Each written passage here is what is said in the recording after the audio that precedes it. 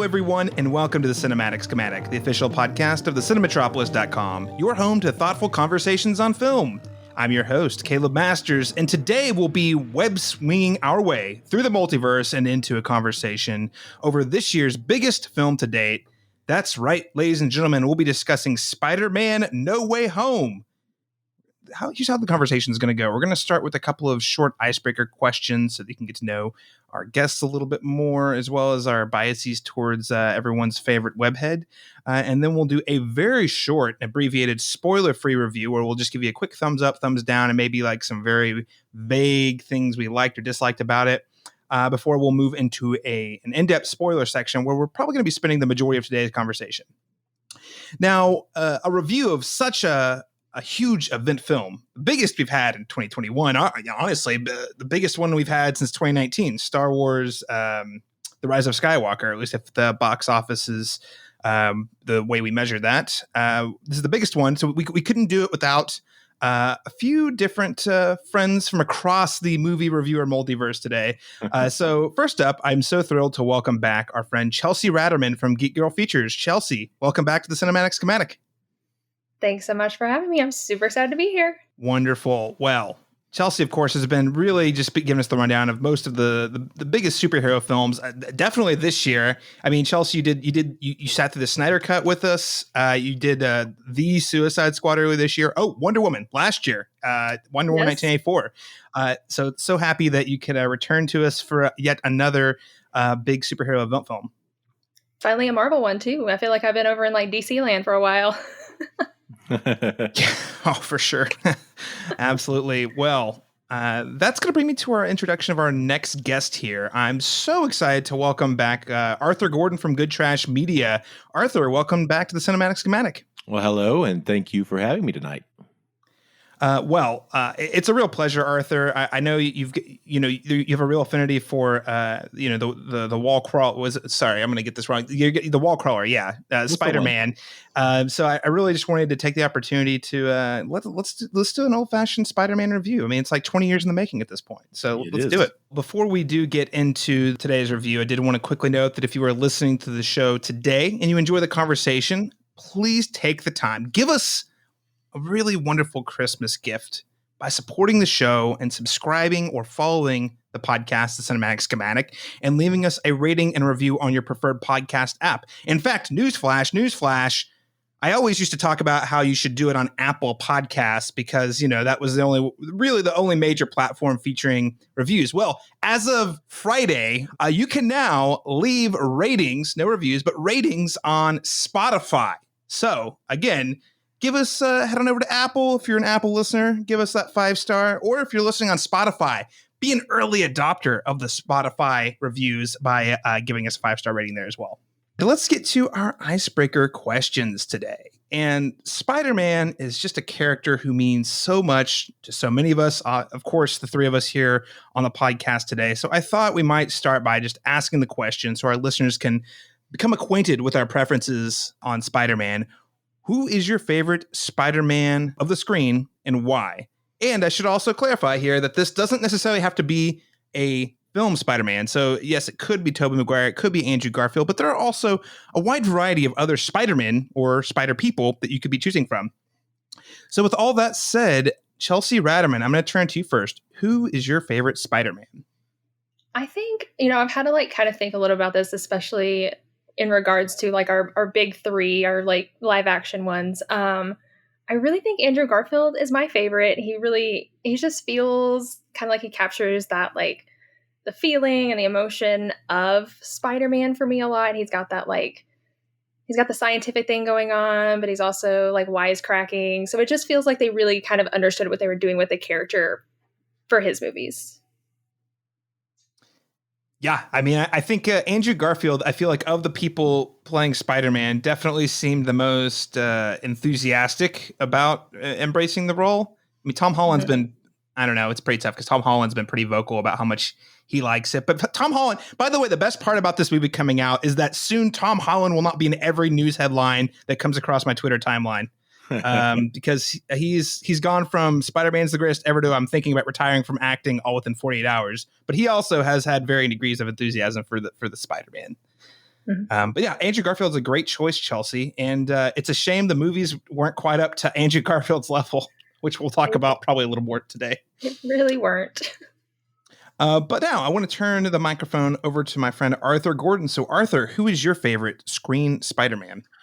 For me, I've really got to think, and I just rewatched all of these last week, and I think total package, it is Tom Holland. I think Tobey is a great Peter Parker, and I think Andrew Garfield is a great in the suit as Spider-Man. The quips, the moves, the way he handles that, and even some of the stuff they do as far as like spider sense, I think all of that is handled really well with Garfield. But I think Tom Holland brings it all together in a total package. I think he's got a lot of those elements that make Tobey so good. And he also has a lot of the elements that make Garfield so good. And I think as a total package, for me, it's Tom Holland. The thing I really like is he has that really youthful energy. Whereas, Peter Parker, the Tobey Maguire Spider-Man, which was great, its own version, but it felt a little more happy-go-lucky. And obviously that both him and Andrew Garfield looked a little older when they were cast. They were both in their mid-20s when they were cast. Marvel definitely knows how to cast them when it comes to their superheroes. So Tom Holland is another great pick. I'm going to go with a couple. I will say of the three, Andrew Garfield is going to be my favorite. I felt like he had a certain amount of enthusiasm he brought to the role. His Peter Parker definitely is a different take than what, I think is how we commonly think of Spider-Man. It was sort of going for that, like, follow the Dark Knight, the edgy vibe. And sometimes that worked, sometimes it didn't. But I loved Andrew Garfield in the costume. And I just think, again, his enthusiasm for wanting to play the role really shined through both films, despite the fact that the material he was given to work with was not always great.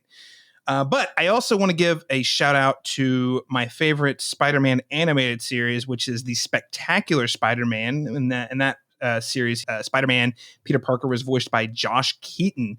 And this is a lot of people, especially in my era, probably grew up thinking of the 90s Spider-Man cartoon, which has a real soft spot in my heart as well. But I really liked this version because it felt almost like a Batman the Animated Series, but for Spider-Man. It was kind of that level. The writing felt like it was way too good for a children's cartoon. The characterization was really, really strong. They kind of wrestled with some darker themes there.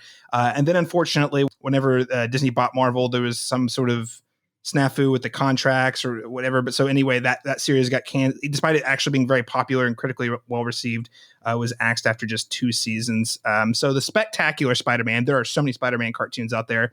So I'll say it one more time. The Spectacular Spider-Man aired roughly, I think it was 2008, 2009, 2010, somewhere in that era. Quite good if you can find it on your favorite streaming service. Arthur, I'm going to turn it back to you here because you've already sort of voiced how much you really appreciate Tom Holland as Spider-Man, the whole package. So overall, I mean, have you been pretty satisfied with how Marvel has handled Spider-Man before seeing No Way Home? Yeah, I think so. I think that there was a lot that could go wrong with this kind of co-production between Sony and Marvel. And there's, just so many kind of chefs in that kitchen. But I think it was handled with great tact up until where we are today. I think they do a great job with Spider-Man and reintroducing him in a way that doesn't reiterate that origin story like we see so many times with Batman. And so that's kind of felt like a fresh take. They really lean into those coming of age 80s John Hughes films, which is a nice, fun aesthetic for the movies. I like the Spider Bond element of Far From Home when they're got the globe-trotting thing going on. And I think it feels like it fits within the MCU, but it also feels different enough from everything else within the MCU, I think. Yeah, absolutely. I think, again, going back to, the youthful energy that Tom Holland brings, I think really brings, anytime he's on the screen, like the energy just goes through the roof in a good way too. It was something that frankly was much needed for Civil War and Infinity War and Endgame. He really channels, I think, that Michael J. Fox thing, which a lot of people have connected, but I think he channels some of what Tobey brings as well with that kind of naive, starstruck nerdishness he has. As well as I think there's a little bit of Hugh Grant's bumbling Britishness in there as well. And I really like that. I've never even thought about Hugh Grant, but that's a great parallel. I think there's some of that in there. Chelsea, I'll turn to you. What has been your overall take on, how the Marvel Cinematic Universe has handled Spider-Man and Peter Parker? I think they've handled him like obviously really well. Marvel, I think, really did not fail at all with hiring Tom Holland and having him play this character.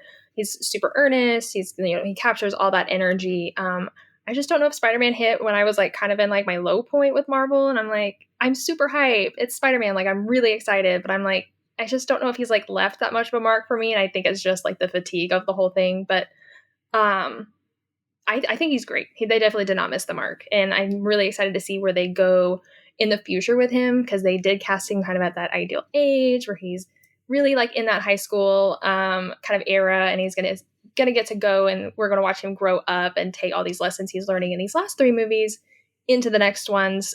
So it's really, they can only grow with him at this point. Yeah, I think the thing that sticks out to me about Tom Holland, as you referenced there, Chelsea, he's got great energy. I did feel like there's been certain elements of the character that they haven't. It's not that he hasn't nailed. They haven't really. We're going to get into it in this review. That have been somewhat missing. There's he's almost a little. And again, I want to be careful how I say this, because what I think is his greatest strength is the upbeat energy, and everything is also in some ways I feel like is what's been missing from the character, is sort of that struggle between I have all these responsibilities, but also I am Spider-Man. They get at it a little bit, and with especially like the high school elements, they did a really great job in Homecoming of sort of like putting that tension between I really want to take this girl to Homecoming, but also her dad's the bad guy. So like I think maybe it's just the stakes have been lower, but there hasn't been like that.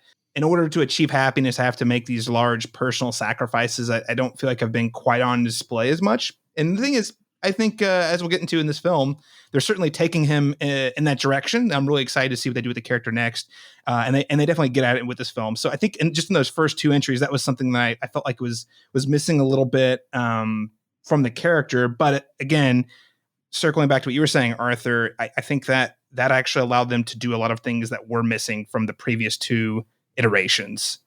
So it's sort of like I want to have my cake and eat it too. If you combined all 3 of them together, we get like the ultimate perfect version. But no, I think Tom Holland's been great. And as we'll get into this film, I think he has a lot more, kind of wrestles a little more with the tragedy that we haven't seen as much in the previous 2 films. Okay, so last icebreaker question here for you guys. Who is one Spider-Man villain that you'd like to see realized on the big screen? Either, and I'll actually give you this too. Maybe you want to see a character done again because you weren't super pleased with how they were done on the big screen. And Arthur, I'll turn to you for this one. I think in my heart of hearts, I've always wanted to see the Scorpion. I would have said Mysterio, but we got a great Mysterio. So Scorpion's probably the one. I always thought he was just the coolest as a kid, and I don't know what it was about him. I just thought he was fun to watch. But I don't know if he'd be a tier villain. He feels kind of like a B tier villain, unless they did something a lot smaller scale like they did with Vulture. And I think if they did ramp it up a bit, I think Kraven Hunter is the one to go with. So. Oh man. So I saw somewhere on the internet, please cast Pedro Pascal as Kraven the Hunter. And I was like, holy cow, that sounds like an amazing choice. Yeah. Yeah. Kraven's a great choice. I too still secretly want to see the Sinister Six, and maybe both of them could factor into that somehow, but save that for another day. Chelsea, who is one villain that you would like to see adapted to the big screen? So I really have to get on the tangent of, we really have only seen female characters that are the love interest or the parental figure really in all 3 franchises that we've had. So I think I'm ready to just let's bring in Black Cat. Let's just establish her, get her in here, and let's have some girl power. Yeah. Can we cast Anya Taylor-Joy as Black Cat too while we're at it? I would love that. Yep, I'm here. I'm on board. Just get her in there. Yeah, it's kind of that's great. Black Cat's got her legs cut out twice now. I know she was originally supposed to be in Spider-Man 4, and then this gold and silver or black and silver that they were going to do with Silver Sable. Yep. Yeah, Black Cat's a good pick. That's a great pick, and there's a whole story. I mean, especially if they incorporate her origin into it, there's actually quite a bit of really awesome potential there. I think just they could really build a whole movie around her and kind of her familial ties to the mob. And anyway, they're setting her up. I'm feeling good. There was kind of that Easter egg in the Morbius trailer, so maybe Sony is going that direction. I keep forgetting Morbius is a movie that really exists. But no, I dumped it in the graveyard and it's fine. I'm going to see it purely because Michael Keaton appears as the Vulture in the movie. It just destroys all the timelines that they've tried to establish. But sure, let's go for it. Yeah. Well, we'll get into that. Yeah, we're going to get into that later. Actually, I have thoughts about that. But okay. I'm just going to throw out there, just to piggyback off of you threw down there with Scorpion, Arthur. I really want to see the Sinister Six, and you can't really have the Sinister Six without Kingpin. And Vincent D'Onofrio has already done a fabulous job in Daredevil as the Kingpin. I always thought it was super cool. I don't know. I have a thing for like criminal masterminds who are like above and playing in the shadows and stuff like that. So I would really love to see them bring him into the fold and fight Spider-Man. I know that not spoil. I'm trying to be careful. I know that Vincent D'Onofrio is officially in the MCU. There was some debate for a while about whether or not he was in the MCU official. Whether the Netflix shows were technically MCU, but it turns out, lo and behold, he is. So still it could still be in the cards. We'll see. All right, ladies and gentlemen, those are just a few different tidbits about myself and our guest today, just so you can know a little bit more about our backstory and history with Spider-Man. With all that said, let's go ahead and move into our spoiler-free review of Spider-Man No Way Home.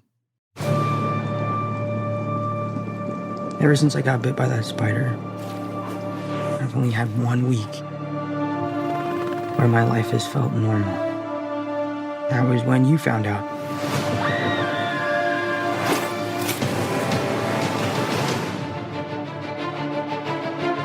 When you botched that spell where you wanted everyone to forget the Peter Parker Spider-Man, we started getting some visitors. From every universe.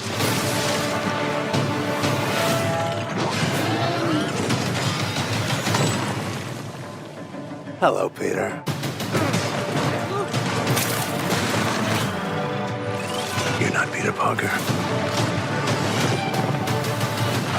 I'm sorry, what was your name again? Dr. Otto Octavius. Wait, no, seriously, what's your actual name? So according to IMDb, Spider-Man No Way Home is described as, with Spider-Man's identity now revealed, Peter asks Doctor Strange for help. When a spell goes wrong, dangerous foes from other worlds start to appear, forcing Peter to discover what it truly means to be Spider-Man. And again, I just want to quickly note that given all the secrecy around the film and potential spoilers, we're going to keep the spoiler-free discussion very, very short.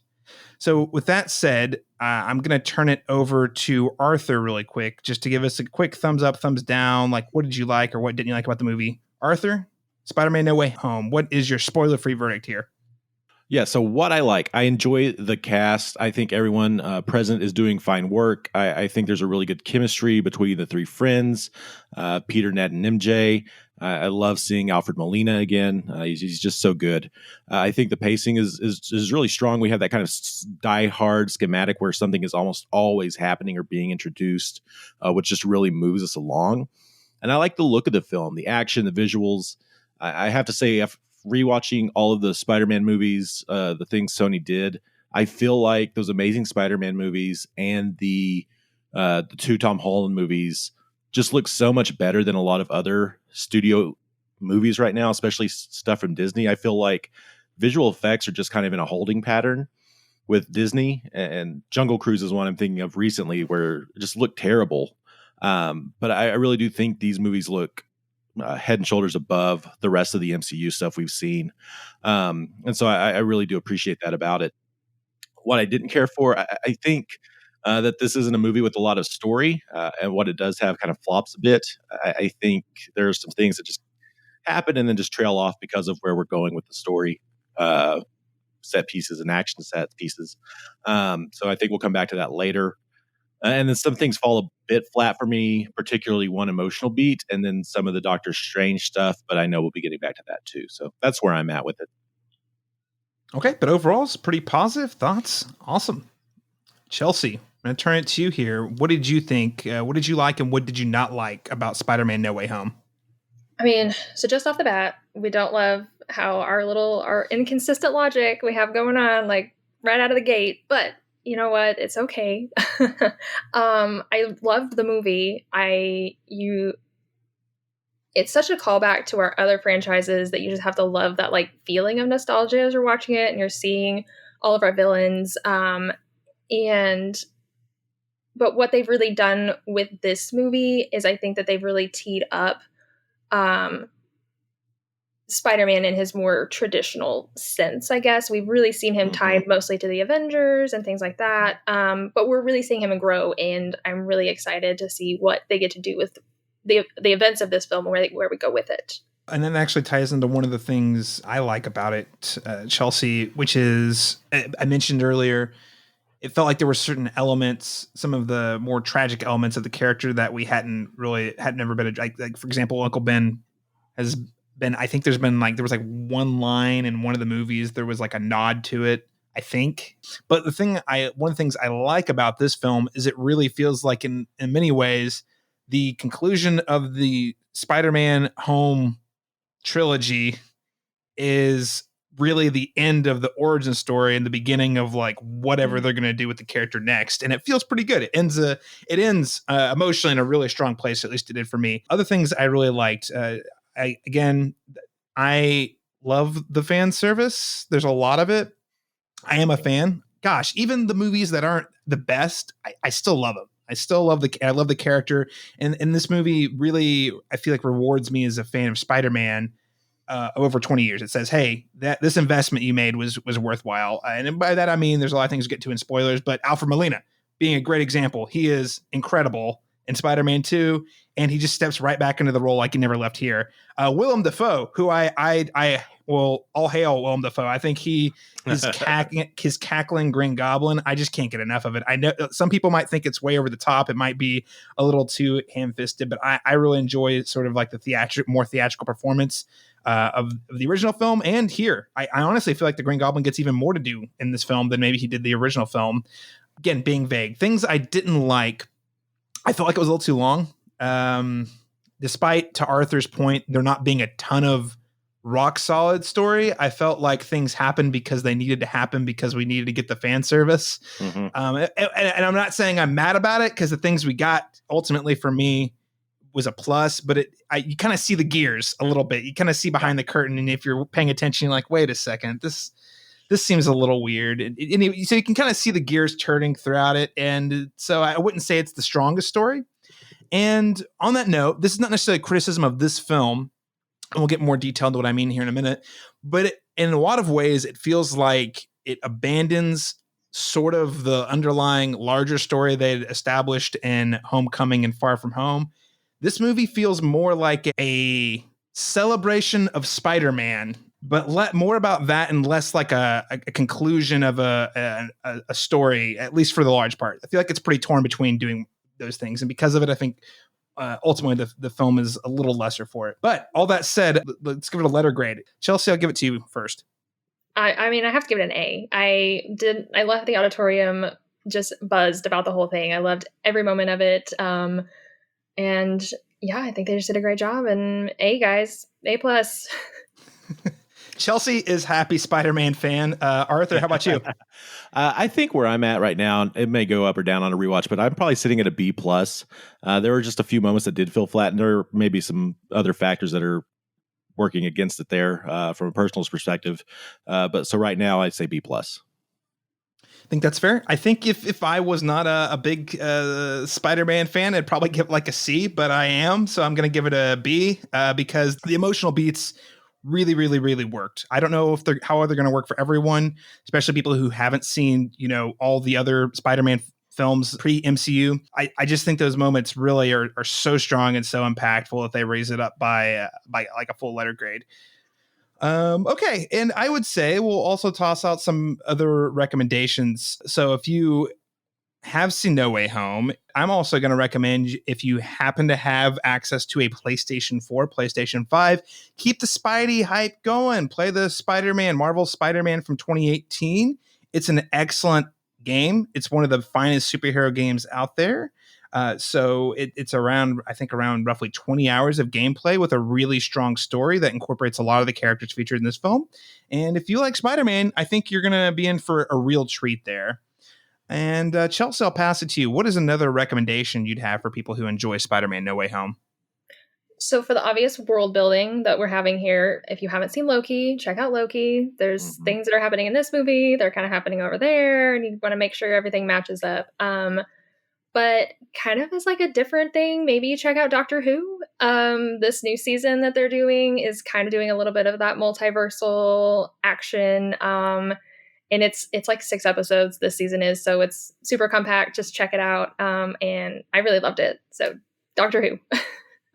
Doctor Who's a great recommendation. Just if you're getting into the MCU, the direction we're heading in definitely feels like more into Doctor Who town, which is not necessarily a bad thing. Arthur Gordon, how about you? What else would you recommend to listeners who enjoy Spider-Man No Way Home? I highly recommend giving the Andrew Garfield 2 for another go. I would really go to bat for those movies on any day. I think if you really want to kind of dive into Spidey, my big introduction to comic books and Spider-Man was the 94 cartoon. Along with, Batman and X-Men at that time period. And so I'd say go watch Spidey, the original 94 Spider-Man cartoon that's on Disney Plus. It's a great dive into the stories and to the Rogues Gallery. And it's just a lot of fun. So that's my recommendation. Oh man, the voice of Peter Parker in that one was so fun. That one felt like it had like more like a college age Peter Parker. Yeah, but man, and he's huge. Like he's just jacked. Yeah. Jack Spider-Man. Like whenever Eddie Brock shows up, they had to make Eddie Brock like a full-blown like Arnold Schwarzenegger-esque bodybuilder so he could be bigger than Spider-Man. Yeah. Oh man. All right. Well, great recommendations here. Again, listeners, we're going to be spending the majority of our conversation today in the spoiler section. So if you do not want to be spoiled on Spider-Man No Way Home, go ahead and tune out now. Whoa. What the? I'm Spider-Man. I need you to come with me. Who the heck are you? I just told you that. Listen. I'm from the future. How dare you point at me? You were pointing first. It's rude to point. You're being very rude. You're not even believing what I'm saying. Which one pointed first? Spider-Man pointed first, obviously. You're pointing at me right now as you say that. Look at you. I'm Look just at your pointing finger. at your pointing. Look at your finger right now. Different than normal pointing. You are pointing. You haven't seen You're pointing accusing until I me get of through pointing with you, and then while you'll you're know. All right. So here in the spoiler section, I'm going to get through as many of the questions and topics as we can today. There's so much to unpack in this movie, guys. Again, full-blown spoilers, but let's just say it. We get Tobey Maguire. We get Andrew Garfield, probably the worst kept secret. We're going to get to that here in a minute, but I just want to get that out there. Spoilers ahoy. The gloves are off. I actually want to start, though, with how well this film follows up Far From Home, because as you recall, and this film recaps it again at the very beginning as the opening title cards appear. Far From Home ended with a couple of pretty big mic drops. I remember when I saw the movie, I was like, holy cow, these are pretty big. It's like dropping a bomb here. We got Peter Parker's identity was revealed to the world, number one. And then number two, out of nowhere, a different version of J. Jonah Jameson exists in the MCU, but he's still played by the same beloved actor from the original Sam Raimi films. So J.K. Simmons, of course, is back. So I guess the question, I just want to kick it off, and I'll turn to you, Arthur, on this one. I mean, does this story really feel like a proper continuation of what had been set in motion in the first two films? Did it work for you? Do you think I missed any beats? What did you think, Arthur? I think by and large, yes. It doesn't feel like a surprise zag when they were zigging or anything. It feels consistent. They introduced, obviously, at the end of Far From Home, this idea of Peter Parker Spider-Man. They've taken the mask off, and this kind of just drops us in media res as a direct continuation of that. And so that whole question kind of drives the plot narrative here of how do we resolve this idea of people knowing I'm Spider-Man, I'm Peter Parker. So I think that all works. I think we've had enough here that it does feel like a different enough universe. So Jonah's transference makes sense to me. I think they dropped some balls with the interrogating Spider-Man as a murderer. That feels like the means to an end to introduce one person in particular, and then we just don't deal with it anymore once he's gone. And after that lawyer shows up, he just kind of gets swept under the rug. But I think from a narrative standpoint, it does kind of naturally follow right along with it. Yeah, yeah, and I think Arthur, we can go ahead and mention it now too. I mean, the fact that like there's this whole is Spider-Man a murderer or criminal, and then they bring in Charlie Cox for playing Daredevil in this show. I mean, that's a pretty big reveal, though. I mean, I know it was all the internet, all this stuff had leaked, whatever, but I was honestly pretty skeptical because Marvel's actually. Kevin Feige especially has played it very close to the chest whether or not the Netflix shows are actually a part of the MCU. So whenever he showed up, I was like, holy cow. Yeah, I was very excited. I love Daredevil. So that was cool. But it did kind of just feel like you mentioned earlier, the gears, kind of seeing the gears turn. And it felt like one of those moments for me. Yeah. Yeah. Because like you said, like there's like about 5 minutes of build up and then the scene's done. He shows up and then he's gone. And then, like you said, it's a non-factor. Yeah. Chelsea, how about you? I mean, what did you think of this as a follow-up to Far From Home? It does work as a follow-up from Far From Home narratively because we've seen Spider-Man unmasked. We're dealing with those repercussions. The murder plotline was obviously like Arthur said, they introduced the character, and then it was like kind of never existed again. We saw some like public opinion things. But this movie feels bigger than the other two because we've introduced that multiverse threat, the Doctor Strange action. And I think that as we've seen the stakes grow, I think it's not serving Spider-Man as well. But I think that Marvel maybe understands that and wants to see the character go back to its like friendly neighborhood Spider-Man vibes. So they concluded the trilogy. They concluded that storyline. And I think that they got out of it what they wanted. Yeah. So I have a couple of different thoughts. I think thematically it's kind of cool because you have this whole coming of age thing, and he had never been confronted with the sort of the tragedy. So, again, we'll get more in depth later. But there's a tragic event that occurs with Aunt May in the film where he's forced to grow up, and in one way that he's able to overcome his sort of grief and the suffering is to bond with the other Spider-Men, of course. Which we'll get more in depth here, but so thematically, I think it works. The thing that's kind of weird to me, though, is I feel like the major elements that they'd set up in Far From Home were not. It's not that they weren't there. Jameson was still here in the movie, of course, but he played a significantly lesser role in the movie. The second film played it really big with like the whole fake news sort of thing coming with Mysterio, kind of like manufacturing stories, and of course, really when he ends the last film on a mic drop with some true, some fake info. I kind of expected them to follow that through a little more. The movie being more about him coming to terms with his identity, like the world coming to terms with his identity, which this film was basically like, yeah, what if we did that? But then for like 10 minutes and then we just abandoned that and did multiverse shenanigans the rest of the time. I'm not mad about this. And I think thematically, like where the character needed to go was accomplished. So at the end of the day, I think it works. But again, I feel like the movie gets much more focused on a celebration of the past, all of the past Spider-Man films, including the Sam Raimi trilogy, the Mark Webb, Andrew Garfield 2 films, and then, of course, the Tom Holland films. I feel like it's almost more like a Spider-Man Avengers or Spider-Man 7 or 3, 5, 8, Spider-Man 8 than it is Tom Holland's Spider-Man 3. It feels like there's so many bigger things that come to play that really minimize, I think, what felt like they were really heading with originally with the third one.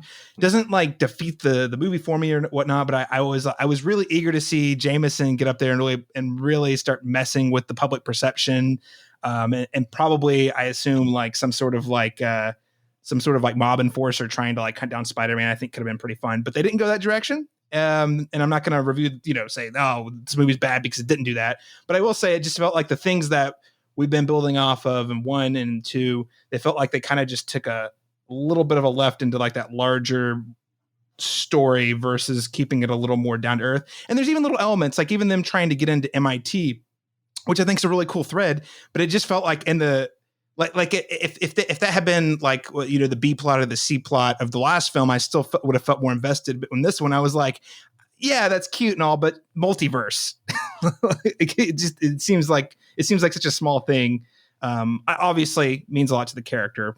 So again, it still works. It just the stakes kind of felt a a little more in line with like, hey, what if we just focused on bringing all the Spider-Man together versus like really wrapping up more intimate story.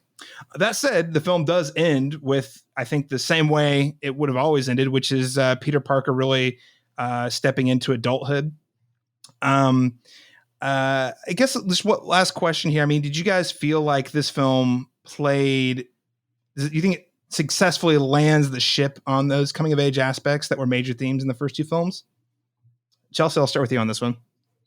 I would say no, just because, I mean, like you said, and like I kind of mentioned a minute ago, this movie got so big that those plot points that we saw in Homecoming and saw in Far From Home, where it's that like you said, the coming of age, that John Hughes kind of vibe, that's gone. Like, we don't see that anymore. And the whole plot of them trying to get into MIT is literally just serving the character of Peter Parker realizing that he can't do this dual identity thing. Like, it's not really even serving as setting up Peter Parker going into his future. It's just, that is a plot device.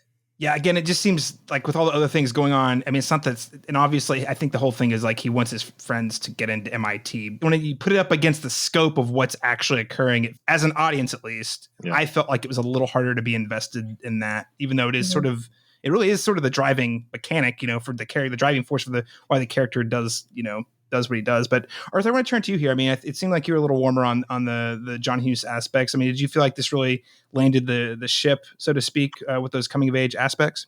I think I'm kind of lining up probably a little closer with Chelsea on this one. I think this movie really does focus on the idea that Peter Parker has to accept his fate as the lone hero who must acknowledge this divide in his life. And that with this power he's been granted does come a slew of responsibilities. And we finally get to that part of the arc, which has traditionally always been story one material. And so in some ways, it kind of does feel like a prologue to a bigger Spider-Man narrative. But it really all does just start to play second fiddle or even third or fourth fiddle to the multiverse stuff and all the big bads. And so I think the other big thing here is the other thematic thread is, he has to wrestle with being a superhero in Homecoming. Then he has to wrestle with the loss of Tony in Far From Home. And now he's kind of wrestling with that idea of being exposed and a celebrity and also facing this criticism. And that kind of goes with the J. Jonah stuff that you mentioned, Caleb, which also falls flat, I think. And I think that's a big whiff. So I think it lands the plane, but the plane has probably lost an engine or two along the way. Yeah, it's like when you get to that last scene of the movie, you're like, okay, we got here. This was not in any way the route I thought we were going to take to get here. And maybe, like you said, we lost a couple of engines along the way, but we made it. It was turbulent. Yes, very turbulent. Well, okay, I think that's going to segue really nicely into sort of like the next major topic I have here, which is, is this film successfully telling an organic story, or is this just fanciful fan service? And maybe a bigger question is, can you do both? Can you do both? I think that's a challenge this film took on, and whether or not it succeeded, I think is really going to be up to each individual viewer. But of course, let's start here just by talking about the marketing for this film, because I think this movie really just sailed into the stratosphere whenever it was revealed officially in that first trailer that villains from the past films would be in the film. And we can thank Alfred Molina and Jamie Foxx for both letting it slip like months and months before the first trailer even came out that they were in the film.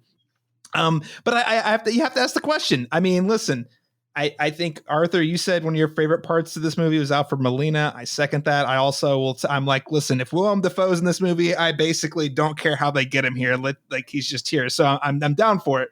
I'm not mad about it. But I mean, do you think this film is able to justify the use of these past villains, to bring them in this story? Obviously, there's going to be you're going to see the mechanics a little bit because fan service, but does it justify that?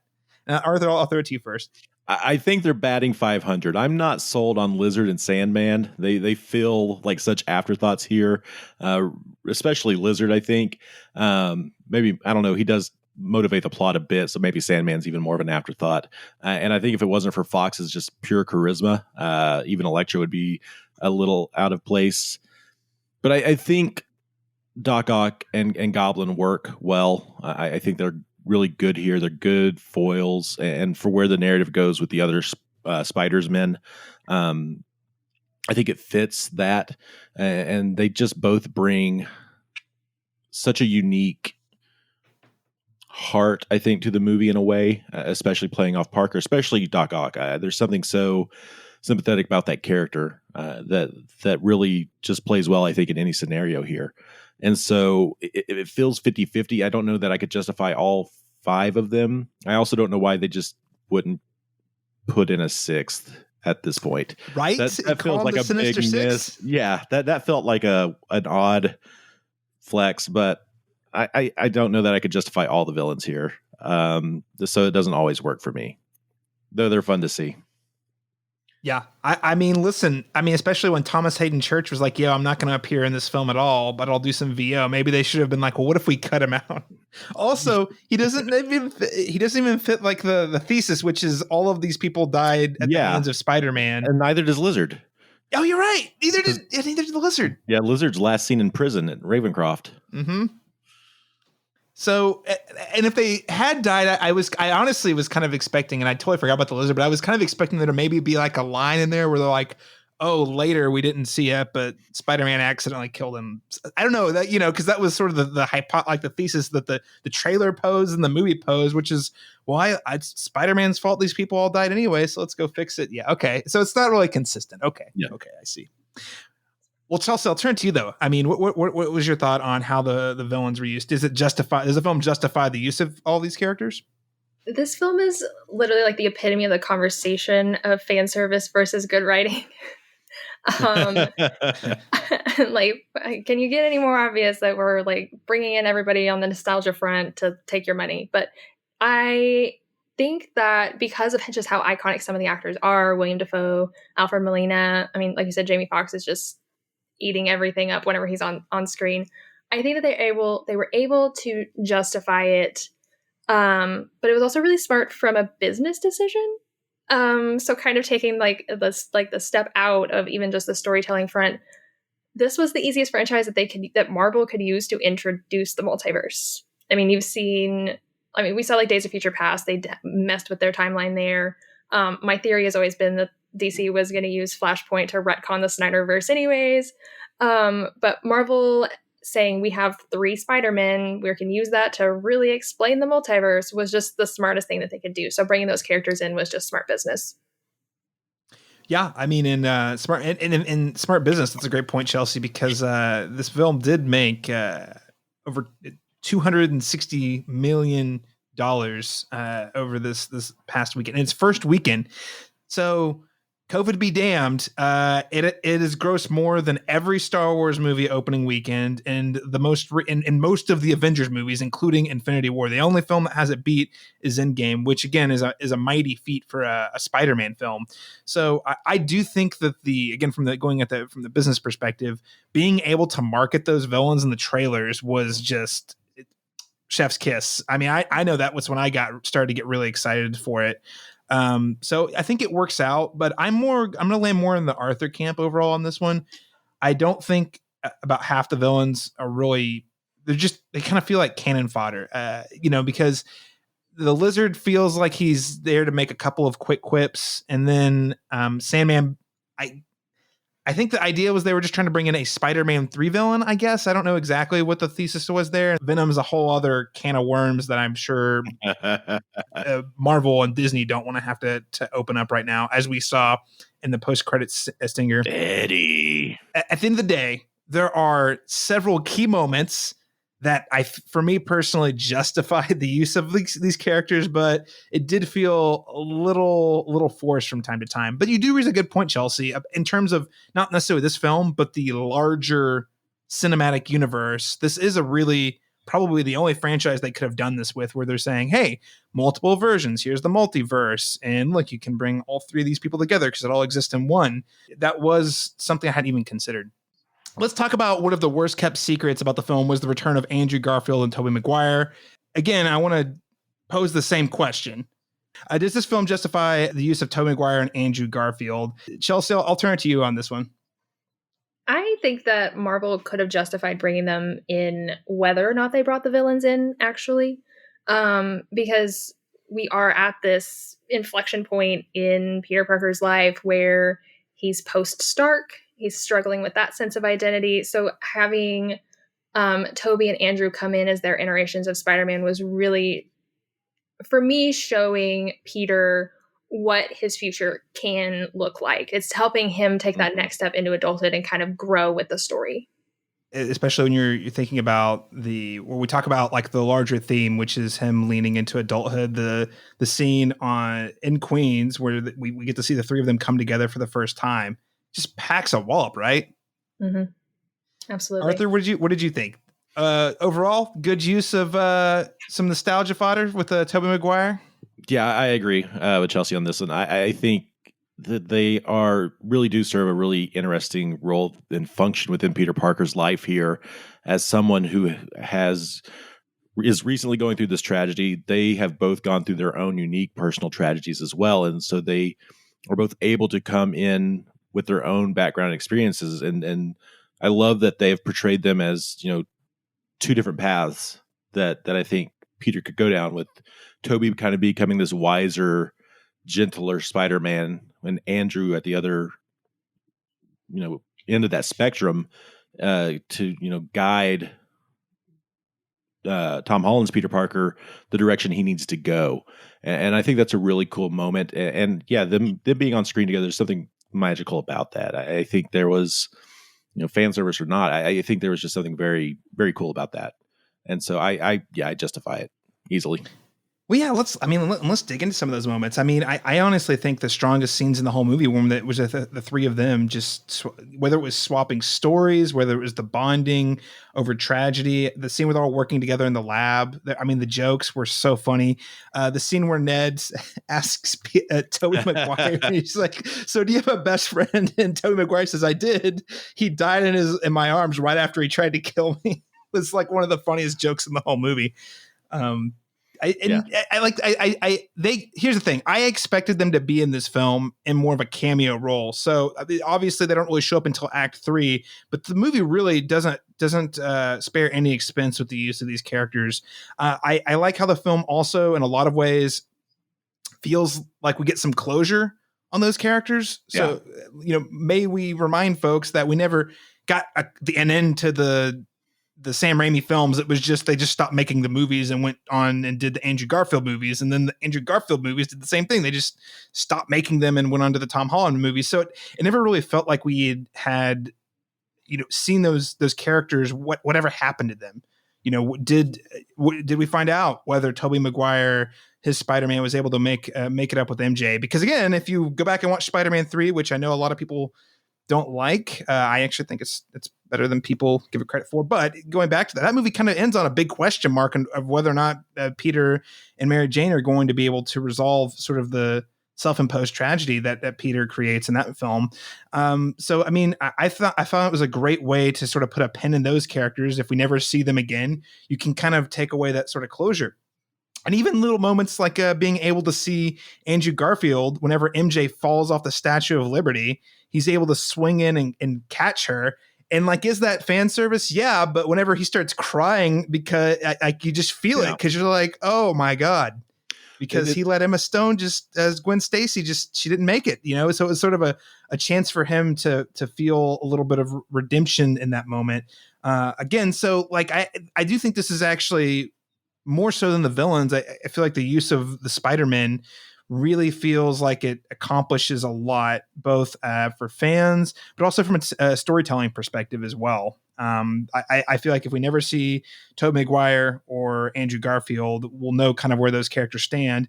And they were able to help push Tom Holland's Spider-Man into the Spider-Man as we know it. He's going to be, he doesn't have all the fancy gear of Tony Stark. No one knows who he is. He has to start out in his crummy apartment with the guy begging him for rent. Like all of it seems to work together pretty well for me.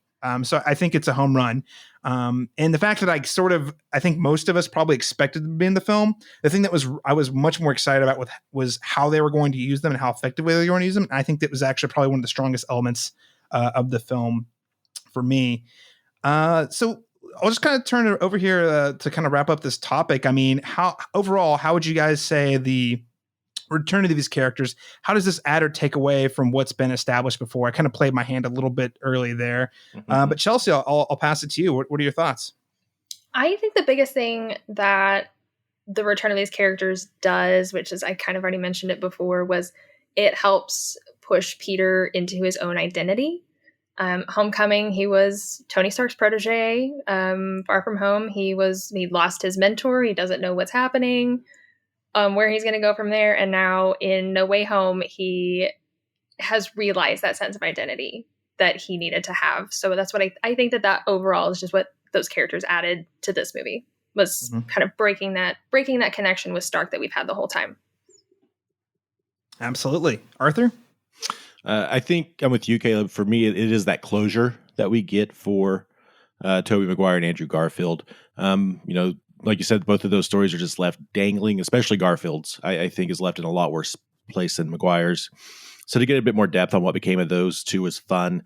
And to get redemption for both of them with Garfield and MJ on the bridge, which is a very great moment.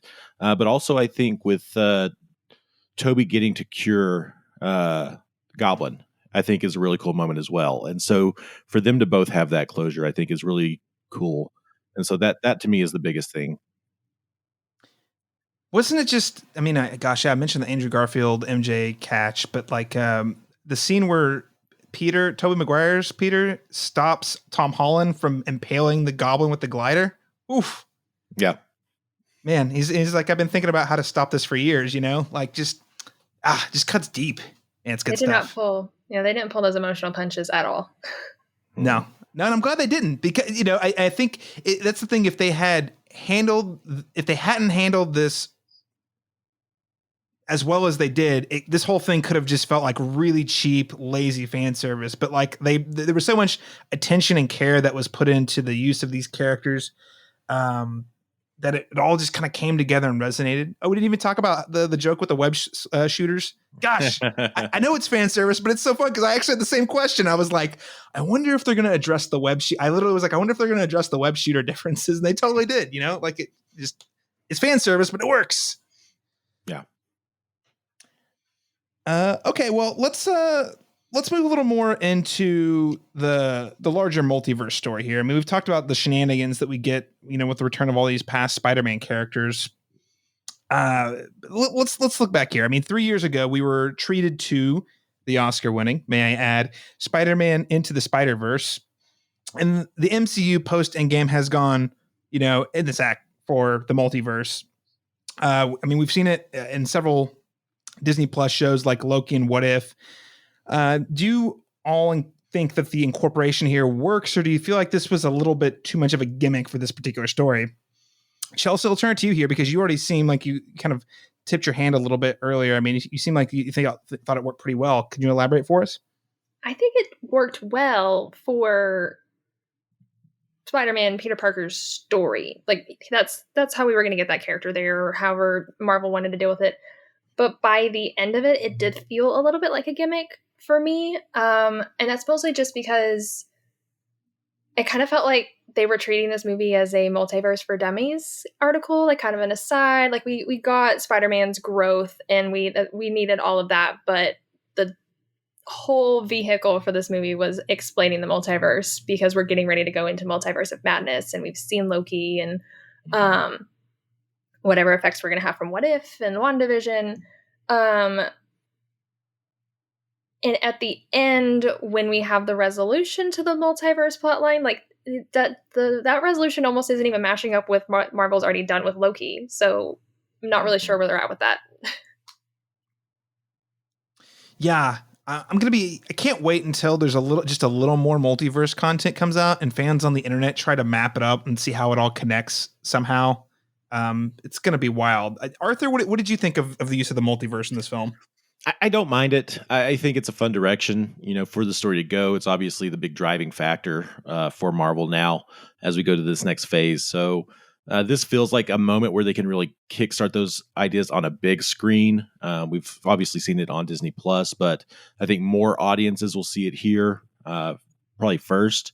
and then get built out in the following movies and shows. And so it does bother me. I think it does have some gimmickiness to it, but it never really distracted from the story for me. Yeah, no, I think I'd echo your sentiment there, Arthur. It feels a little gimmicky, and Chelsea, as you say, multiverse for dummies throughout. But I mean, I think, though, to your point, most people, I would say the vast majority of audiences probably haven't seen Loki and probably haven't seen What If. So this is like like you said, their first exposure to it. So they almost like are presenting the dumbed down version with the most accessible character they have as a way to sort of set up what it looks like we're going to get in the next Doctor Strange movie, which I'm super excited for that. But yeah, it did feel a little gimmicky. Again, it's you kind of, like I was saying earlier, you can see the gears. Like whenever they use it and they deploy it, it just feels you're like, well, I feel like this is tiptoeing right up to a cheat a few times, but you're like, but then the delivery of the moments that we've already discussed really justify it enough for me not to say it's a total gimmick. But it works enough, I think. But let's talk about the Doctor Strange of it all, actually. So firstly, Peter has a million different things he could ask Doctor Strange to do that don't involve like this memory spell. Why can't he just have Doctor Strange like cast a spell on the MIT admissions office? I don't know. So Doctor Strange kind of shows up. There's I would say in the first act of the film, it's very Doctor Strange heavy. He's sort of like talking about the multiverse and the dummy speak, as Chelsea put it. And we get a really cool action sequence with him. Actually, that was one of the stronger ones in the film, where him and Peter are duking it out in the mirror world. Did you guys feel like Doctor Strange was put to good use in this film? Arthur, I'll start with you. It's hit or miss for me, and part of it is Steven's portrayal here seems off. I know in the past on these collaborations, the teams work together to ensure accurate characterization. I know that Waititi would work with the teams for Thor and those guys, and Derrickson would come in and work with Strange. And so with Derrickson out, I don't know where that left the character here, but there was some line, like the Scooby-Doo line is weird. There's just some ways in which he is portrayed that feel off. And I know a lot of people thought that was just hints of something else there with Strange. And so it's hit or miss. Like you said, that mirror universe stuff is really cool. That whole sequence is a lot of fun to watch, where he's slinging circles and Spider-Man's catching himself. And I think that's a great action sequence, but I don't know. It's not quite working for me, I don't think. Yeah, I'm with you, because I just feel like the idea that the Sorcerer Supreme would like carelessly, I mean, again, the characterization of Doctor Strange, we've really only seen him in one solo film and a bunch of other team up films. So it's hard to pin down with 100% certainty to say it's inconsistent, but it's just hard to imagine like this Sorcerer Supreme, very few questions asked, just is like, hey, yeah, I'll cast this memory spell. No big deal. I'm like, I know you guys work together and stuff and they lay it out, but it just felt like quite a big gamble and didn't make him look very smart. I'll put it that way. I mean, Chelsea, what did you think? So for one thing, I'd like to point out that in a super quick aside, we know that Stephen Strange is not the Sorcerer Supreme right now. It's Wong. Yep, that's true. Which is just funny because that was funny. That was just like a really quick. I was like, oh, cool. Yeah, great.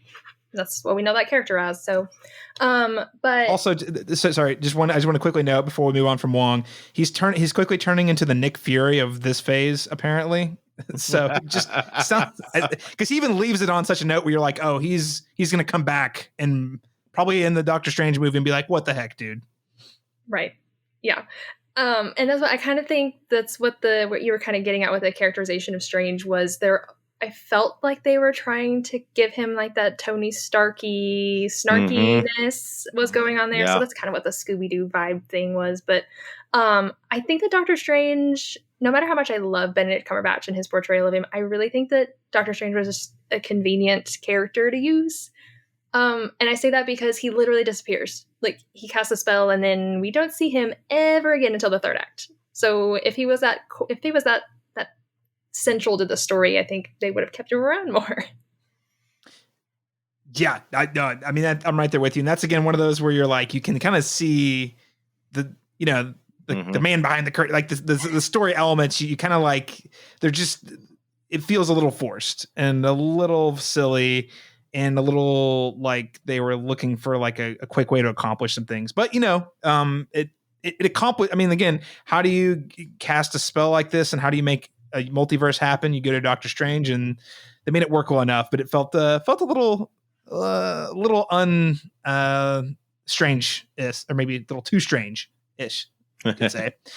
Let's talk about his involvement in the end, though. So we've talked a lot about his involvement at the beginning, where he kind of lays out the multiverse, but this memory spell that they try to cast at the beginning, they cast at the end here, and this actually serves a lot of different purposes. So essentially, Doctor Strange casts the spell, and people no longer know who Peter Parker is, I assume, in this universe.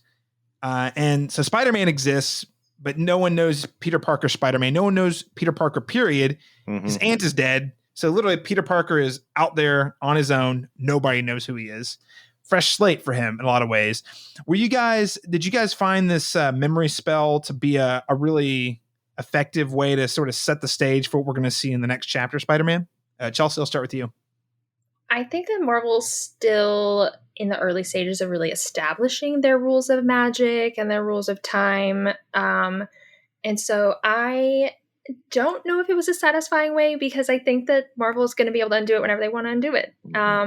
Like, this isn't a fixed point in time. Like, if we're going to go like all Doctor Who-y on it, like, it's like, this isn't where the Doctor can't go back to the 25 and visit the ponds. Like, it's done and over with. But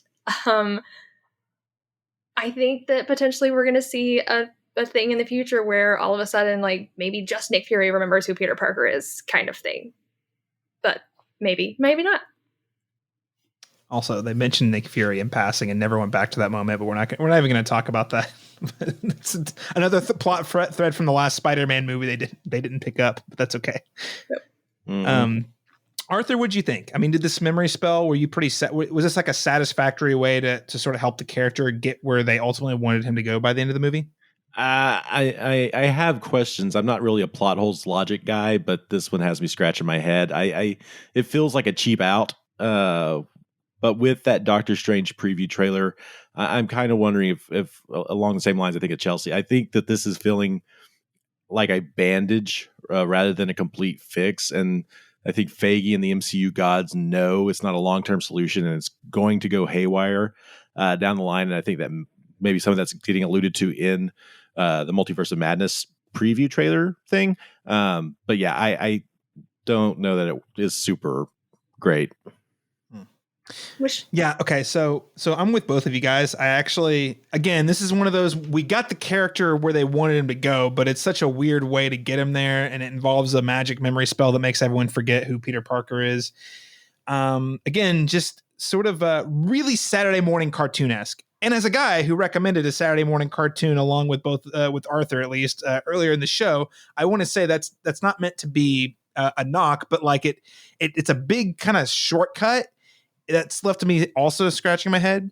Here's my like conspiracy theory, tinfoil hat.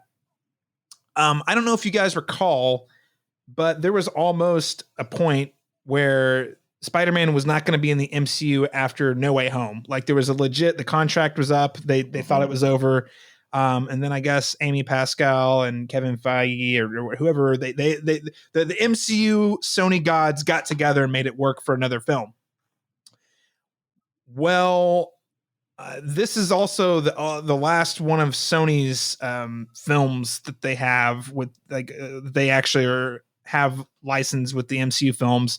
So I read like an interview where essentially the head of Sony had said it was they sort of swapped it off. So because they used Doctor Strange in the Spider-Man movie, they can use Spider-Man in another event movie, and then their obligations are officially done.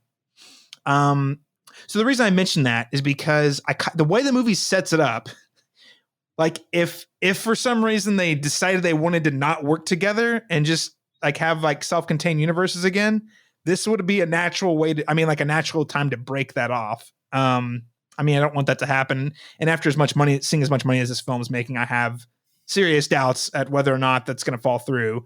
But, theoretically, after Spidey's next appearance in a Marvel film, they don't have to work together again. And the way this film ends with Spider-Man in a very much more adult chapter, where it seems like they've stripped away most of the MCU elements. And even the way Doctor Strange goes on about those of us who've grown to know you and love you forever, we're going to forget you forever. Like it almost feels like a little bit of a potential goodbye. There's ambiguity there if they can take it either way. But my hypothesis is they position this film so that they're not in another No Way Home situation where they need the MCU characters to show up for it to work.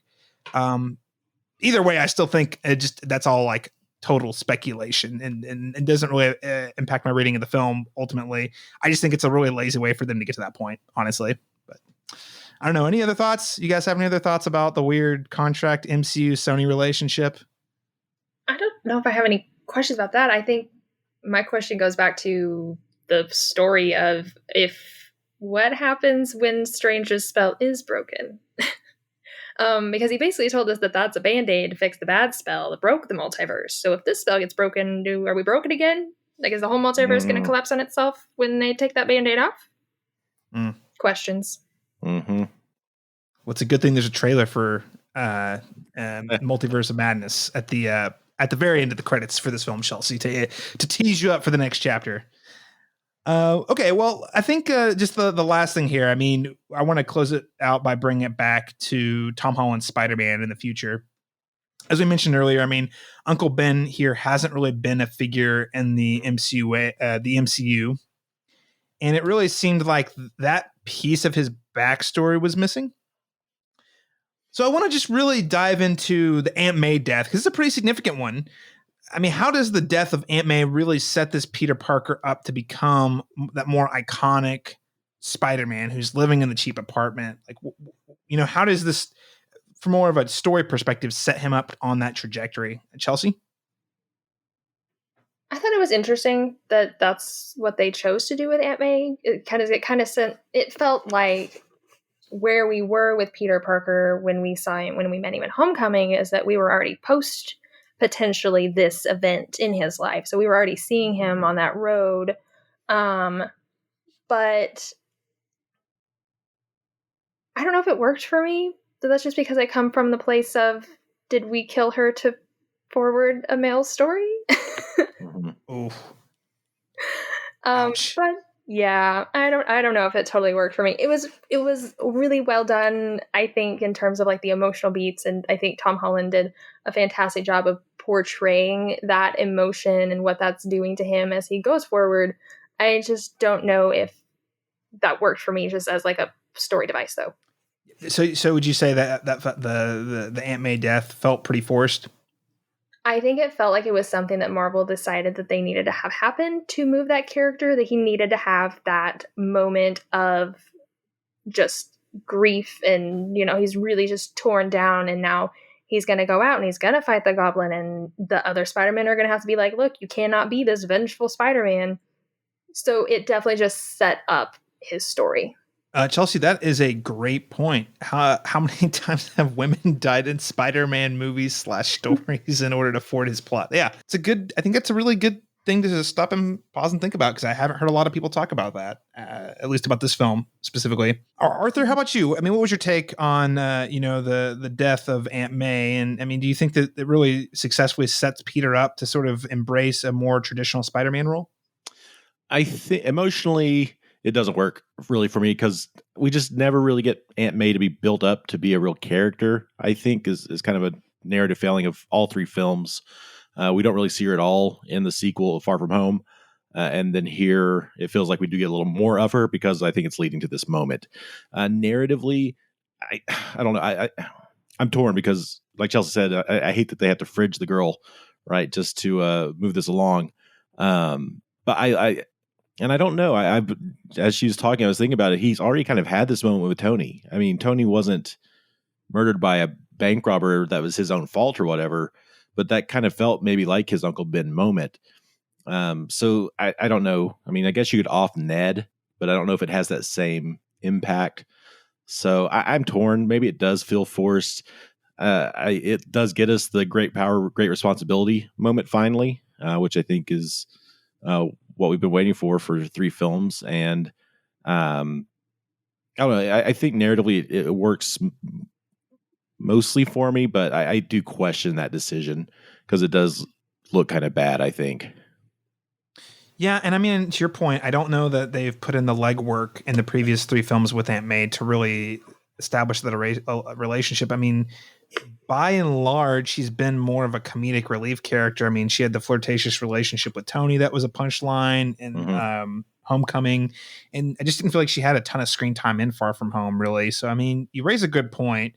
You know, so like why fridge another woman character who's not even like super well developed, but because it's another one of those things where you're like, well, in order for him to get to this point, he has to experience loss. Well, who's the closest one in his life? What's Aunt May? But they haven't really set her up, positioned her in that way. So it feels a little forced. I'm with you. I honestly didn't think that moment didn't work as well for me either. Chelsea, not for the reasons you mentioned, though. Probably, I think you probably are. It means a lot more than me. It just felt like really, again, you could feel like mechanics of the story just grinding along, and it's like, well, he's got to have loss somehow, and it felt a little forced to me. And the fridging actually makes it extra bad. So, yeah, not a great moment, at least for this crew. I know I've seen a lot of people and heard a lot of people who felt like wept in that scene. If it did, that's great. But I too, Arthur, like you, am sort of questioning whether that was the right decision or whether the movie even earned that sort of emotional moment with that character. But let's start to wind down here by talking about where we'd like to see the character go next, because whether or not Marvel's Cinematic Universe is in the picture or not, it sounds like we're getting 3 more Spider-Man films. Again, I think the reports are sort of implying that Marvel's going to be involved, but I'd love to just hear from you guys. I mean, what do you want to see next for Spider-Man? And it sounds like Tom Holland is on board for the 3 films. Arthur, where would you like to see him go next? I think it's interesting where we leave him. He's got this ratty apartment. He's got his GED study book. He's in a really curious place personally. He's got nothing, nobody. But he also seems to have some sort of personal hope or peace when we leave him, I think. So I think it'll finally be time to see a Spider-Man who isn't constantly bungling the job at hand, but who still has to fight from below. We assume he'll be off to college, maybe getting a job as a photographer or even a videographer. Maybe he'll come up against a larger adversary in Jonah Jameson. And so I think in some ways, like I mentioned earlier, this does kind of feel like a prologue to a bigger Spider-Man story, which I think is cool. And really, there's just so many. I mean, he's got such a great rogues gallery that there are so many great places you can take him. I assume the symbiote suit will show up soon, but I guess time will tell. Yeah. Oh boy. Yeah. I want to put a pin on that. We'll circle back. I'm going to circle back on that symbiote scene here again, because I didn't put that in the show notes, but I think it's important because I want to talk about it. Chelsea, though, where would you like to see Tom Holland's Spider-Man go next? I think I'm really excited to see Tom Holland as the on the ground Spider-Man. He's been involved in these huge galactic things that he's really was taken out of the element that I think a lot of fans appreciate him more in. So I'm just really excited to see him kind of on the ground dealing with that rogues gallery and it being a little bit more of a traditional Spider-Man. Yeah, no, I think I'd echo that sentiment. Again, I kind of said at the top, I really wanted to see him take on Vincent D'Onofrio's Kingpin, and so long as Marvel and Sony can work it out, that seems like a very distinct possibility. Him fighting more the street level villains, being the friendly neighborhood Spider-Man, because so up to this point he's always had Avengers baggage, and again, it's worked really well because when we saw him in all the Avengers films and we saw him in a Homecoming and Far From Home, that was something we had never seen before. So it was great to get the Avengers elements injected into the Spider-Man stories. But honestly, I think it's given us some time away from like the more traditional stories like we saw in the original Sam Raimi trilogy, where you're actually seeing how the people of New York are reacting to Spider-Man. What do they think? And Arthur, you mentioned J. Jonah Jameson. I really hope that they bring back J.K. Simmons again and amp up that tension there, because I love the idea that Jameson is sort of becoming this like alt-right sort of like podcast or YouTuber like we see in this movie. I'd love to see like this sort of kind of like war of public opinion play out in the Spider-Man movie as well. And so I'm just really excited again for us to return to a more focused Spider-Man story that is has fewer Avengers related tie-ins. I'm sure again, as long as it's in the MCU, those will be there. However, I think the way they sort of set this up and where they leave it, it feels like we're going to get to see a Peter who's a little more focused on Peter establishing himself, growing, and becoming, I think, the hero that we've, are most familiar with. Okay, let's circle back on the symbiote, though. So, again, this is like all meta speculation, but did you guys see Venom Let There Be Carnage? Either of you? It's okay if you haven't. I haven't seen it. Yes. I saw it. Yeah, I saw it. Yeah. 100% saw it. Okay. It's the last thing I saw in theaters before this. Yes. So I haven't seen it. I just read about it. So the post-credit stinger for that movie is that he sees the news flash of J. Jonah Jameson revealing Peter Parker's identity, right? So the post-credit scene is like you see the flash of the spell and it's pulling him into the MCU. And then he sees, J.K. Simmons like on TV and he's like, Spider-Man is Peter Parker. And then there's this curious like Venom somehow interested in Spider-Man, but he's never met Spider-Man. Yeah. So that's in Venom Let There Be Carnage. That's the post-credit. Yeah. So this one, he just has been drunk at a bar the entire time. Right. Go ahead. The entire time, though, is not that long in No Way Home. Like, really, the events of this movie don't take place over particularly, it's like a few days, maybe. It doesn't even feel like it's that long. So from him being brought over to when he gets returned, spoiler, he's probably been in there like a day or so, wandering around trying to figure out where he's at. Yeah, it just feels like the most absurd workaround to introduce the symbiote into the MCU. Mm-hmm. Like, I don't get it. It's very bizarre because they go out of their way to show that there's a little drop of the symbiote left in the MCU. So again, this is hyper speculation.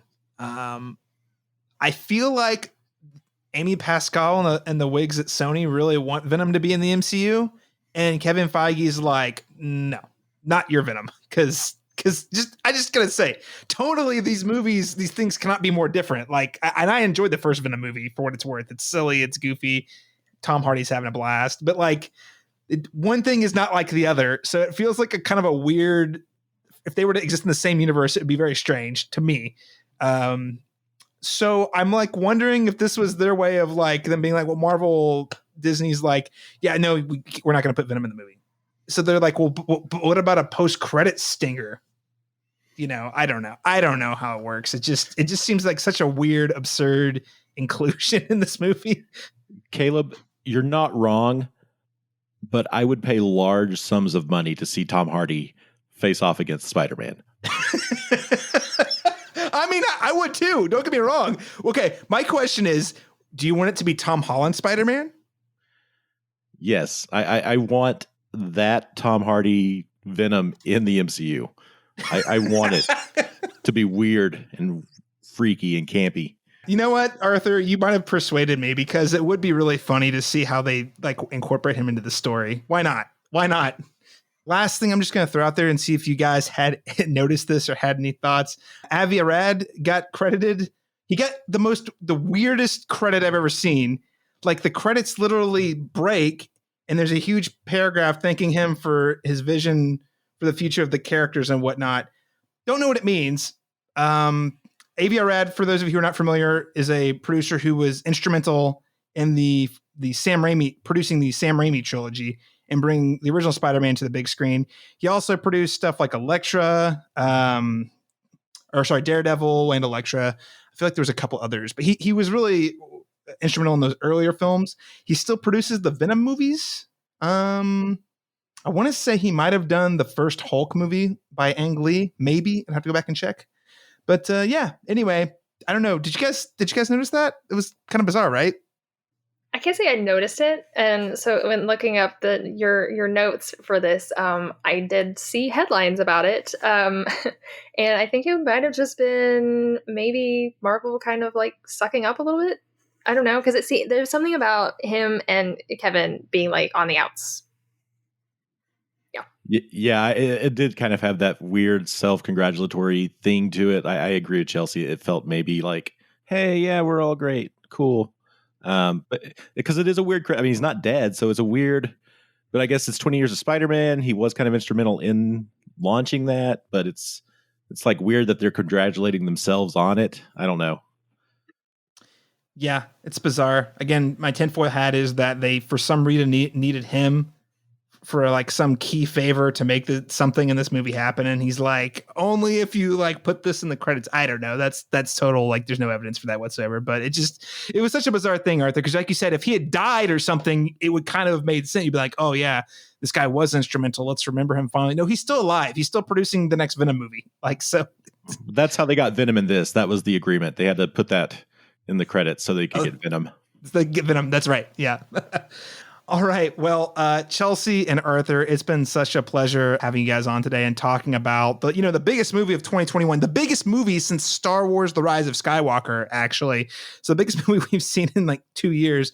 It's been a blast. Such a fun movie to talk about with two fantastic guests like yourselves. I want to give you an opportunity to tell listeners where they can keep up with you and your work at online. So Arthur, I'll start with you. Where can people find you at?